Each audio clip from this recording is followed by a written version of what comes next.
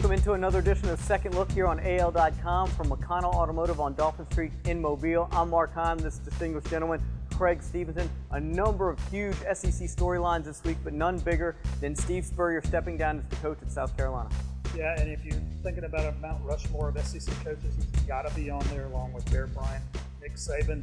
Fourth spot kind of up for debate.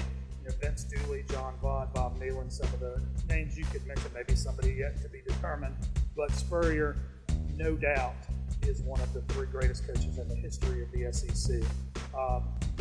Didn't end well for him at South Carolina, but you got to remember before he got there, they had one 10-win season. He had 3 straight 11 wins. Obviously, we know what he did in Florida. Obviously, you try to decide who they're going to hire next. One name on that list is pretty familiar to us. It's a pretty hot name. Bovada released its odds of who might be the next Gamecock coach. Kirby Smart, 5-2 favorite to take that job. Your thoughts about the longtime defensive coordinator at Alabama finally getting that shot at the head coaching job? Yeah, I mean, we've kind of always thought that Kirby Smart was holding out for one of 2 jobs, Georgia, his alma mater, or Alabama, where he's been Nick Saban's right-hand man for more than a decade, including the NFL. But it doesn't look like either one of those are going to come open. South Carolina's open now.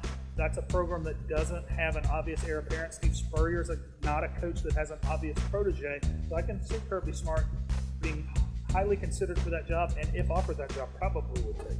One thing he's going to have to do that Steve Spurrier apparently didn't like to do, if you heard his press conference, recruit. Recruiting was a big sticking point for Steve Spurrier, who we might add isn't retiring, but resigning.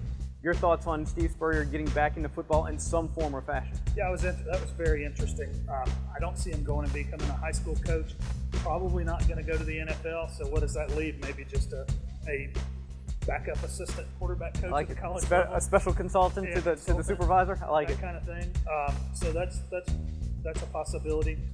This is the Second Look on AL.com from McConnell Automotive on Dolphin Street in Mobile. Until next time.